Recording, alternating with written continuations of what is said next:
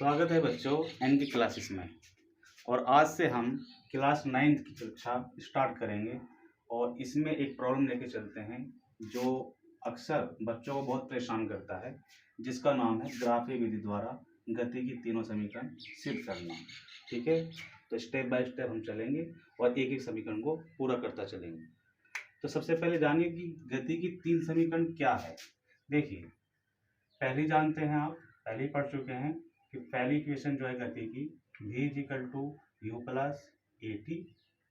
दूसरी इक्वेशन क्या है, तो s is equal to U T plus 1/2 A T square.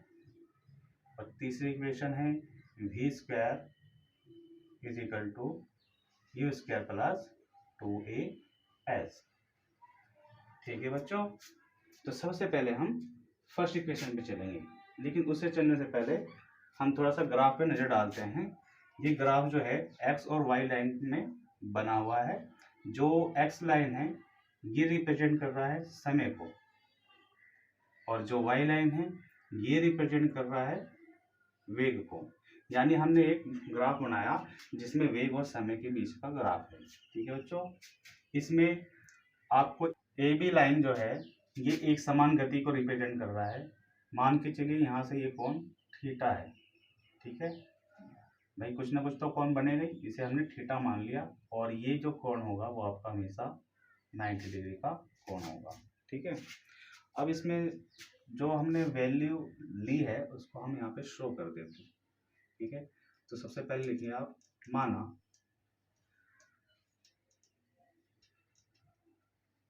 O D. ये ओ डी क्या है, तो ये आपका टी है, यानी समय, ये समय को रिप्रेजेंट कर रहा है। ठीक है, इसके बाद ये जो ओ डी है वो किसके बराबर होगा, ए सी के। तो हम यहीं पर इसको ए सी के बराबर लिख देते हैं, अर्थात ओ डी आई या ए सी आई इक्वेशन में कहीं भी उसकी जगह हम क्या रखेंगे, टी। इसी तरह से ओ ए ये किसके बराबर होगा, डी सी। ठीक, और ये किसको रिप्रेजेंट कर रहा है, तो प्रारंभिक वेग यानी यू को, ये आपका प्रारंभिक वेग को दिखाएगा। इसी तरह से अब आगे चलते हैं, ओ ई ये किसके इक्वल होगा, डी बी के। तो इसको हमने डी बी के बराबर ले लिया, और ये किसके बराबर है, तो ये है आपका अंतिम वेग, ये आपका अंतिम वेग के बराबर होगा। ठीक है, इसके बाद इसमें थीटा दे रखा है, ये त्रिभुज के लिए है। अब देखिए, इसमें हमें त्वरण भी लेना होगा, तो हम पहले से मान के चलते हैं कि जो ये कोण है थीटा, ये बहुत सूक्ष्म कोण होता है, बहुत ही छोटा। ठीक, और ये बिल्कुल राइट एंगल में पड़ रहा है, ट्रायंगल में ए सी डी। तो हम यहीं से सीधा ले लेते हैं, tan theta is equal to, ये हो जाएगा आपका बी सी और बटा ए सी, यानी लंब बटा आधार, तो बी सी बटा ए सी। ठीक है बच्चों, और यही चीज आपका होता है ए के बराबर, अर्थात ए क्या है, त्वरण। ठीक है, यानी एक समान गति में जब आपकी लाइन इस तरह से आती है ए बी की तरह किसी थीटा कोण से, तो हमेशा ध्यान रखना जो उस केस में त्वरण होगा वो इसके स्लोप के बराबर होगा। यानी स्लोप यानी ढलान, कितने कोण का ढलान बन रहा है, अर्थात थीटा कोण कितना बन रहा है, वो हमेशा आपको त्वरण के बराबर ही रिप्रेजेंट करेगा। ठीक है, तो चलिए एक एक करके समीकरण लेते हैं। अब तो आप सब जान गए हैं कि यू और वी ए क्या है, इसमें एस क्या है, तो एस दूरी है, एस को भी हम रिप्रेजेंट कर देते हैं यहीं पर। एस हमने क्या माना, दूरी ले लीजिए या विस्थापन। ठीक है, तो इसको लेकर हम इक्वेशन को सोल्व करेंगे। सबसे पहले पहली इक्वेशन सिद्ध करते हैं। ठीक है, तो देखिए ग्राफ से हम समीकरण एक को किस तरह से सिद्ध करते हैं। ठीक है, ठीक, ग्राफ से हमने क्या लिया, हमने त्रिभुज ए के बाद सी और बी ले लीजिए। त्रिभुज ए सी बी में कोण सी जो है वो आपका कैसा है, 90 डिग्री। तो 90 डिग्री होने के कारण ये त्रिभुज आपका समकोण त्रिभुज हो गया और इसमें आप साइन कोस टेन थीटा लगा सकते हैं। ठीक, तो जैसे कि हमने देखा tan theta is equal to क्या था, लंब बटा आधार यानी BC बटा AC, और ये किसके इक्वल हुआ, त्वरण के इक्वल। ठीक है, तो हम डायरेक्ट A को BC अपॉन AC लिख सकते हैं। अब हमें BC का मान चाहिए। BC का मान निकालने के लिए देखिए यहाँ पे B और C केवल इतनी दूरी है, तो इसका मान निकालने के लिए हमें क्या करना होगा भाई, OE की जो वैल्यू है उसमें से OA की वैल्यू घटा दीजिए, तो जो आएगा वो आपका BC ही आएगा। ठीक है, क्यों, क्योंकि OE किसके बराबर है, DB के, अर्थात OE की वैल्यू V है तो DB की वैल्यू भी V होगी।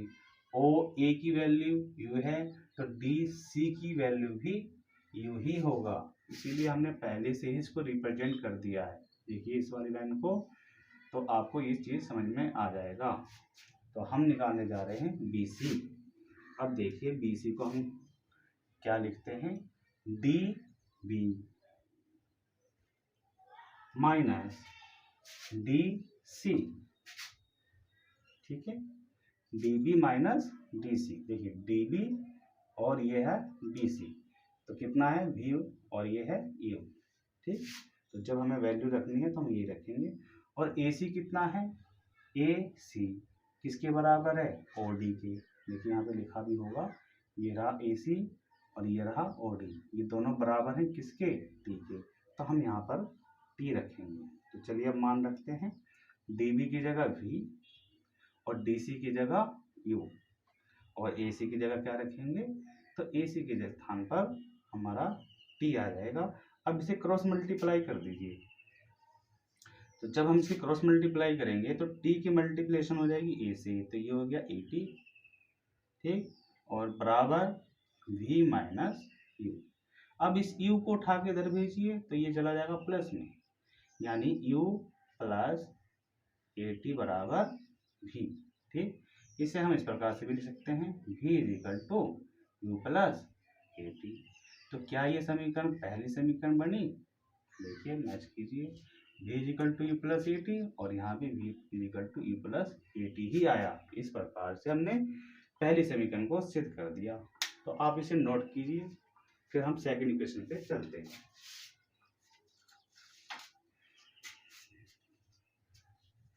चलिए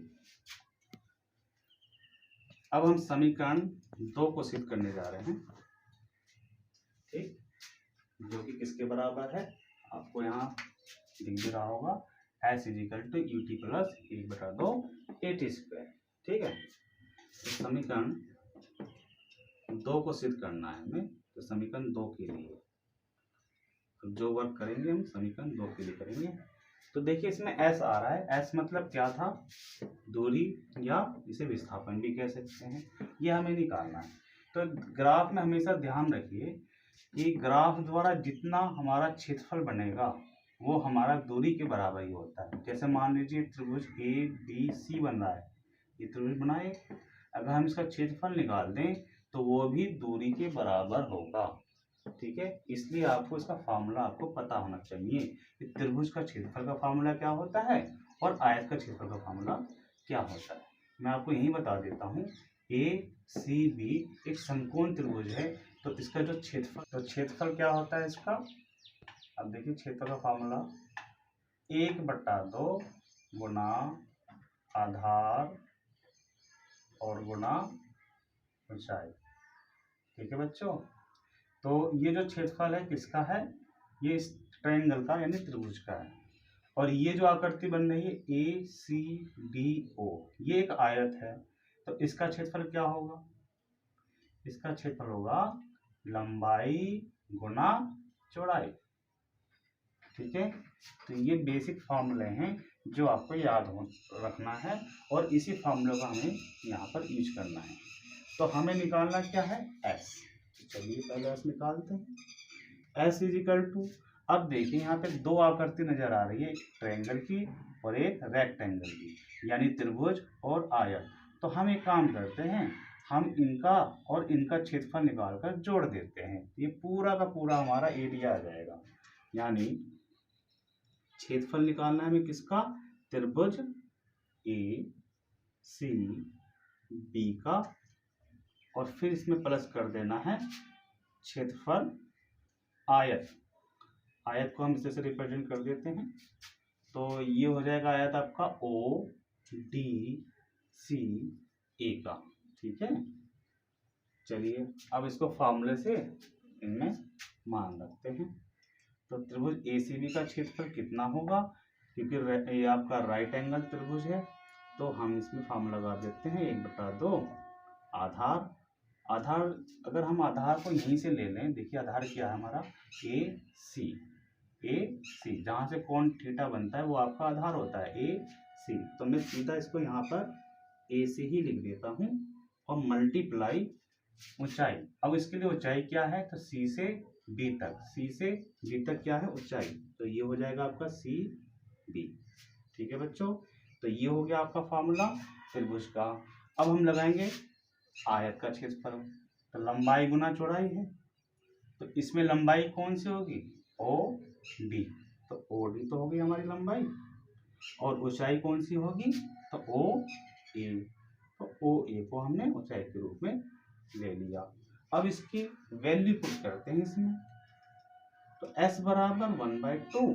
अब देखिए ए सी का मान कितना है, ए सी, तो ए सी तो टी के बराबर है, तो हम यहाँ पर इसको टी के बराबर रखेंगे, और मल्टीप्लाई सी बी कितना है, सी बी या बी सी है तो दूरी, तो हम इसको सी बी के स्थान पर बी सी भी ले सकते हैं। ठीक है, तो हमने इसको बी सी ले लिया। अब देखिए बी सी किसके बराबर है, अब यहाँ से देखिए एक बार यहाँ नजर डालिए, बी सी अपॉन ए सी बराबर क्या है, ए की।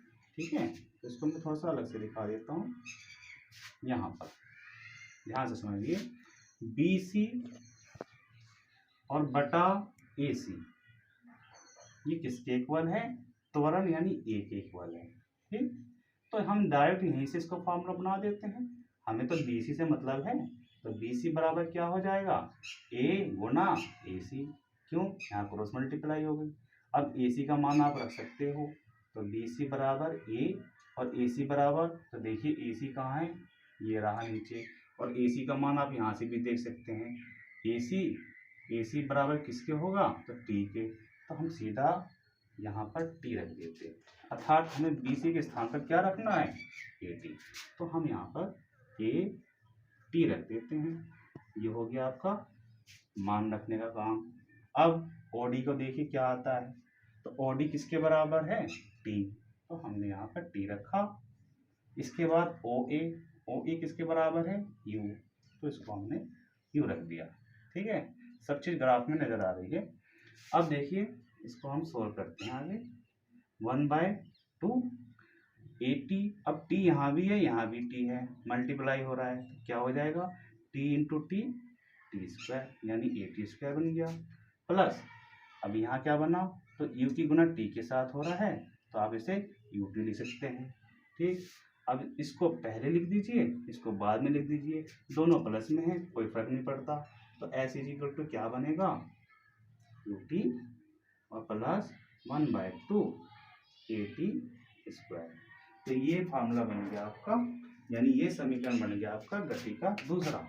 अब इसे आप मैच करिए, क्या यही फार्मूला है, यही समीकरण है, तो एस यहाँ भी है, यू टी, तो यू टी यहाँ भी है, 1/2 वहाँ भी है और यहाँ भी है, ए टी स्क्वायर, यानी यह फार्मूला आपका 100% ओके हो गया। इस तरह से आप इस फार्मूले को निकाल सकते हैं। ठीक है, अब हम आगे चलेंगे तीसरी इक्वेशन की ओर, इससे पहले आप इसे नोट कर लीजिए।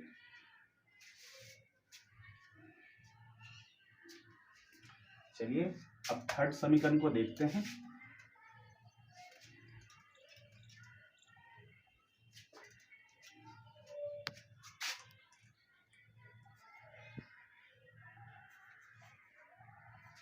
तीसरी समीकरण के लिए फिर से हम एस की तरफ चलेंगे। ठीक है, तो मैं यहाँ लिख देता हूँ। अब हम तीसरी समीकरण निकालने जा रहे हैं। तीसरी समीकरण के लिए अब आपको क्या करना है, ध्यान से समझिए। यहाँ भी हम s बराबर ही लेंगे, लेकिन अब हम इसका क्षेत्रफल अलग अलग ना लेकर एक साथ लेंगे। तो एक साथ जो ये आकृति बन रही है वो किस प्रकार की आकृति है, उस पर जरा एक बार नजर डालते हैं। देखिए O है, O बिंदु, यहाँ से एक लाइन ऐसे गया A, ठीक। इससे कुछ दूरी पर हमने D बिंदु लिया और यहाँ से एक लाइन खींचा कुछ इस तरह से, ये हो गया आपका B। हमने O को B से मिलाया और फिर A को B से मिलाया, यानी ये आकृति आपके कुछ इस प्रकार से नजर आएगी, ठीक। और इस आकृति को हम क्या कहेंगे, जरा आप बताइए। ठीक है, मैं बताता हूँ। इसमें देखिए, ये जो भुजा है ये आपस में समांतर भुजा कहलाती है। समांतर है ना, इक्वल नहीं है लेकिन समांतर है। तो इस प्रकार की जो आकृति बनेगी चतुर्भुज की, उसको हम बोलते हैं समलंब। समलंब, ठीक है। यानी इंग्लिश में बोलते हैं इसको ट्रेपेजियम और हिंदी में बोलते हैं इसको समलंब। तो एक तरह से ये आपकी आकृति समलंब की है। तो हमें इसका क्षेत्रफल चाहिए, तभी हम इसको s के बराबर रख सकते हैं, ठीक है। इससे पहले हमने अलग अलग क्षेत्रफल निकाला था, उससे हमारी इक्वेशन 2 बना। अब हम एक साथ का क्षेत्रफल लेंगे पूरी आकृति का, तो उससे हमारा समीकरण 3 बनेगा।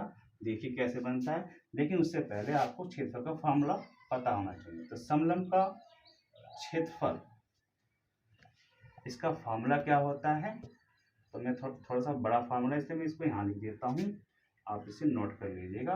समलंब का क्षेत्रफल बराबर होता है 1/2 समांतर, शॉर्टकट में लिख देता हूँ, समांतर भुजाओं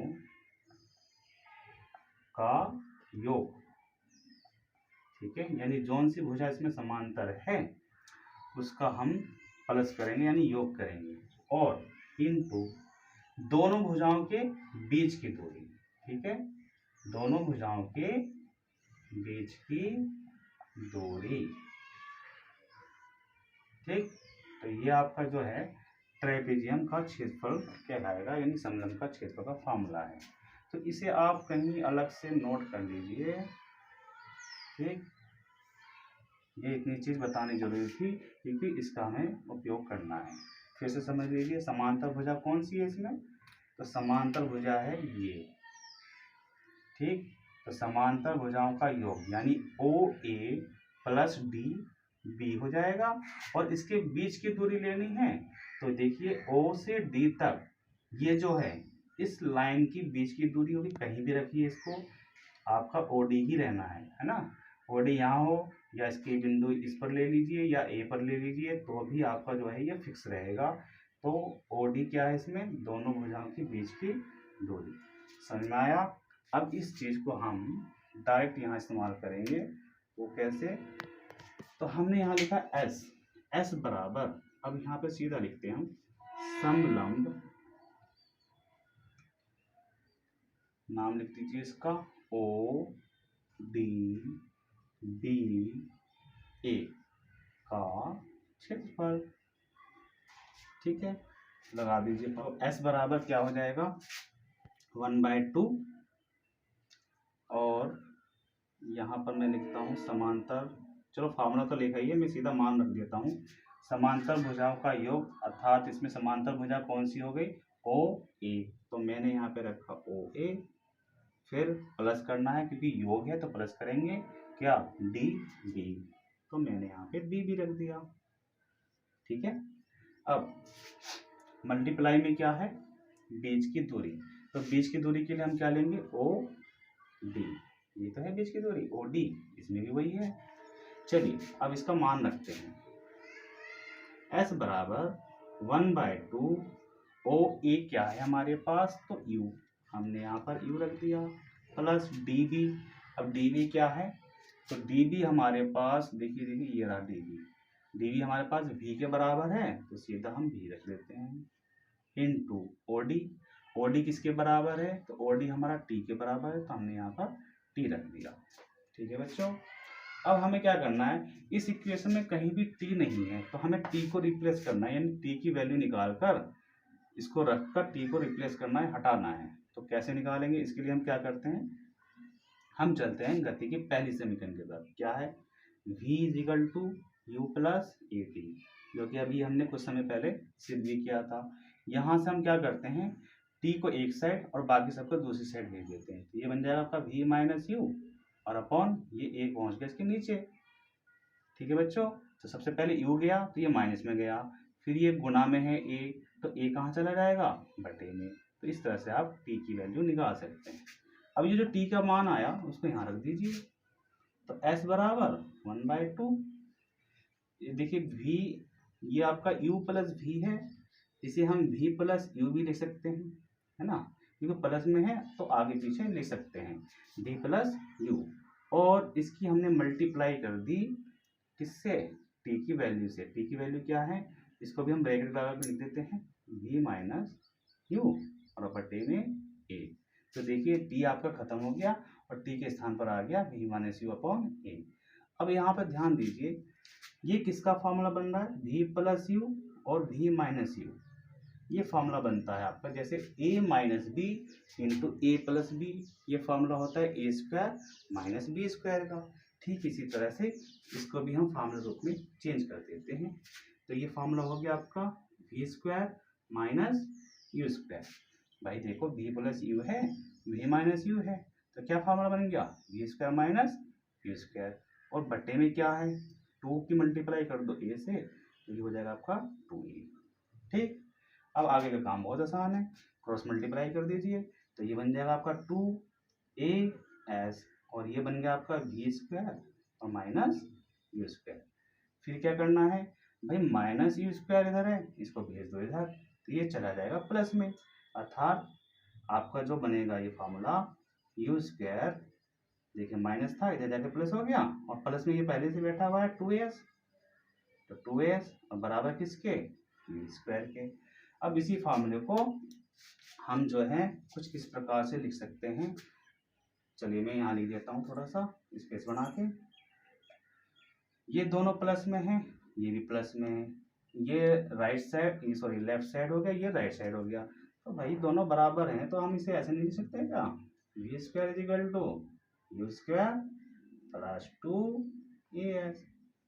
बताओ ये इसमें क्या करना था, कुछ भी नहीं। तो इस तरह से ये जो इक्वेशन बना इसको भी हम चेक कर लेते हैं। यहाँ देखिए वी स्क्वायर बराबर यू स्क्वायर प्लस 2as, ये भी आपका वी स्क्वायर बराबर यू स्क्वायर प्लस 2as बन गया। तो इस तरह से आप जो है गति के तीनों समीकरण स्टेप बाय स्टेप सोल्व कर सकते हैं और इसे सिद्ध कर सकते हैं। तो ये था गति की समीकरण ग्राफी विधि द्वारा। तो बच्चों इसे नोट कर लीजिए और वीडियो अच्छा लगा हो तो सब्सक्राइब करिए और इसे शेयर कीजिए। धन्यवाद।